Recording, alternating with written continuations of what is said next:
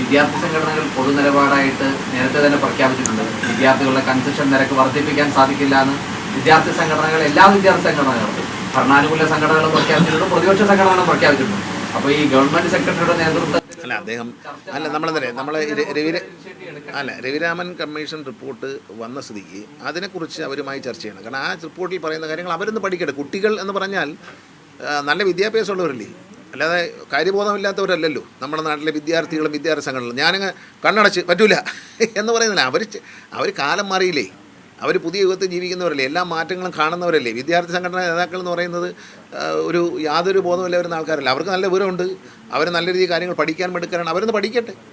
Transport secretary സംസാരിക്കുമ്പോൾ അവർക്കറിയാമല്ലോ അവർ എന്താണ്, അവരെ മനസ്സിലുള്ള ആശങ്ക എന്താണെന്ന് അവർ പറയണം. ഇവരെ മനസ്സിലുള്ള ആശങ്ക അവർ പറഞ്ഞു.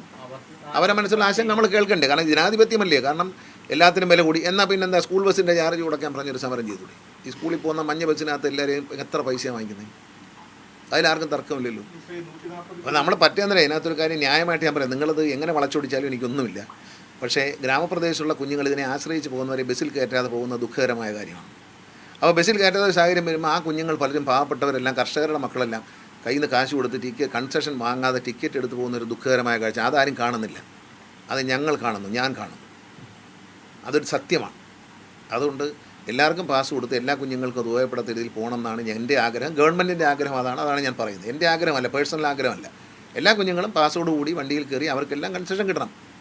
അപ്പോൾ അവരെ കയറ്റാതെ പോകുന്നൊരു സാഹചര്യം നിങ്ങളുടെ ശ്രദ്ധയിൽപ്പെട്ടിട്ടുണ്ട്. എനിക്കും അറിയാം, നിങ്ങൾക്കും അറിയാം. യാഥാർത്ഥ്യത്തിന് നേരെ നമ്മൾ മുഖം ധരിക്കേണ്ട, അതുണ്ടാവരുത്. നമ്മളെ കുഞ്ഞുങ്ങൾക്ക് പോകാൻ കഴിയുന്ന സൗകര്യം ഒരുക്കി വെച്ചിട്ട് അത് ഒരു പിടിവാശി.